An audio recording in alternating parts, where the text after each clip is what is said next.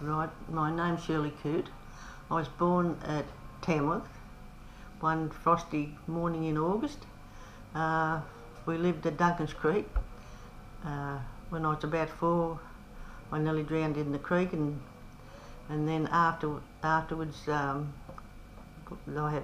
had 2 sisters and a brother, and then my dad managed a property at Manila where we started school. We had correspondence lessons because we were too far away from town. Mum taught us for a fair while, and when Mum wasn't real well, she employed a teacher. And then after the farm was sold, Dad worked at a place at Boggabri, and he suffered from a heart attack, and then we shifted into a rented house at Upper Manila.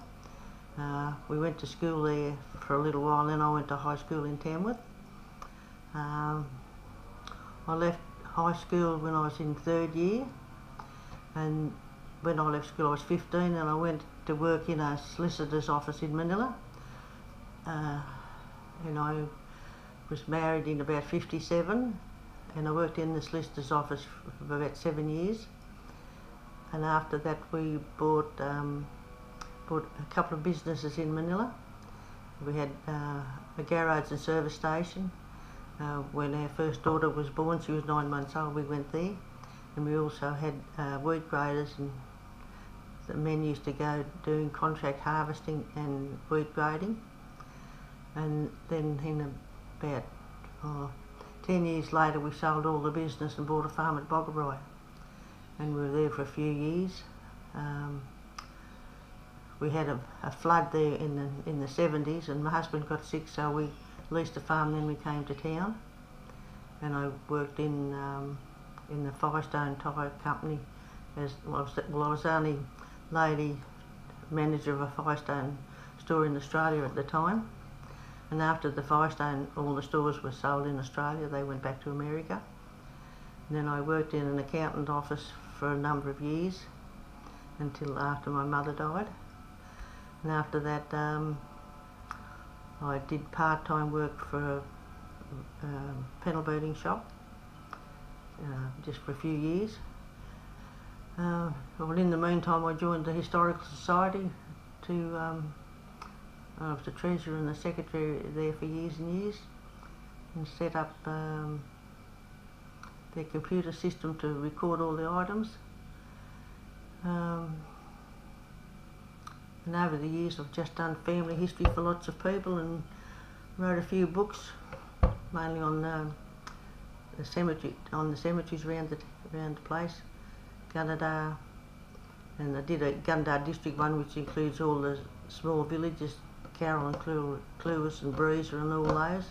Also one for Manila and also one for Boggabri. And then a few years ago I also joined the Manila Historical Society, which I do their archives and do their family history research over there. And I go over there one day a week and do their work over there for the full day. Well, when we first started school, we used to go with Dad because he used to make the hay and put it in stooks. Most kids probably don't know what stooks are now, but they used to come through the header and they'd tie them with string and they'd stand them all up till they dried out. And lots of times they ploughed with horses or an old tractors with the spiky wheels. And you only went to town every blue moon, and if you're given a few pence to get an ice cream, you thought you were made. And with the washing, washing was always done. You washed your clothes on an old scrubbing board, and the white things were boiled up in a copper, which you had to fill up with water out of a tank and put the fire underneath it, and then you put it through an old wringer, and you in the rinse water you put the knobs of blue in, which I think you can still get the little knobs of blue. And later on, when we lived near Boggabri, we used to ride a bike to school, and I know we were a bit terrible kids sometimes because there was a fellow who used to set his rabbit traps and we'd come along and set them off. And then in the 40s there was a huge big dust storm, and we just got home from school. We didn't quite get home, but we lay down near the gate at the road. And we got home. Mum had to light the kerosene lights because it was so dark. And then after Dad got sick and we lived at Upper Manila, we used to ride our bikes about 5 miles to school. Went to a little country school, which was really good. And at the minute we're updating the book on the Upper Manila School too, or the Upper Manila District. We used to do a lot of fancy work at night time. You'd spend hours and hours fancy working or knitting or all those sort of things. And Saturday afternoon was a cooking session, then we'd play tennis on Sundays.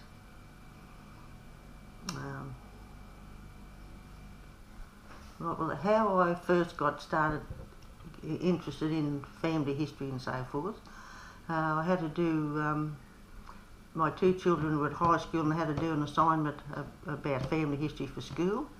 So I decided I'd better write something down because they didn't know anything. And I ended up with that much records, I decided I'd better put it in a book.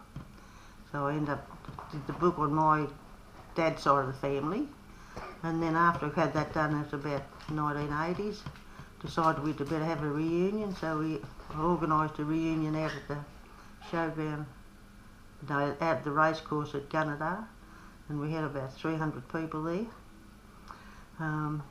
And then later on I also did one on my husband's side of the family. And we had a small reunion over at Manila for it. And then I got interested in the Gunnedah Historical Society, and John Buchanan said, yes, a couple of the ladies started to do the cemetery records and never ever finished them, so I thought I'd get in and finish them. So I got the records from the undertakers, got the records from the councils, went through all our newspapers,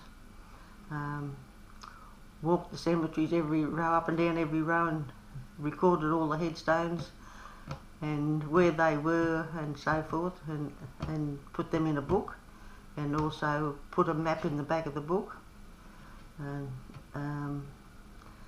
then also we kept all the obituaries out of the newspapers and got those in folders they're up at the museum. Well, I've got a copy here too, but they're all up at the museum, and they're handy for people looking for the history because you can just tell them where someone's buried, and then you can tell them we've got an obituary that came out the paper, which is very handy.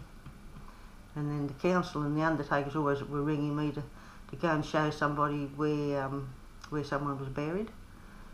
So after a few years I got onto the council and said, I'm getting too old to be running down the cemetery every few days to show somebody where it was. I suggest that they signpost the cemetery, which they did, which is a great help, and those also fence the cemetery in, so along the fences it looks really nice.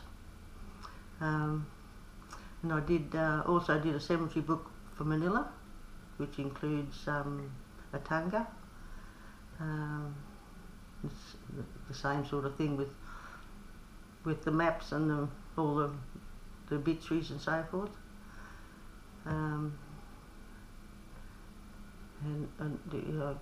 You get a lot of inquiries for people wanting to know about their families, yeah, not necessarily if they died here, but if they lived here or whatever they did, and people are always looking for photos and so forth.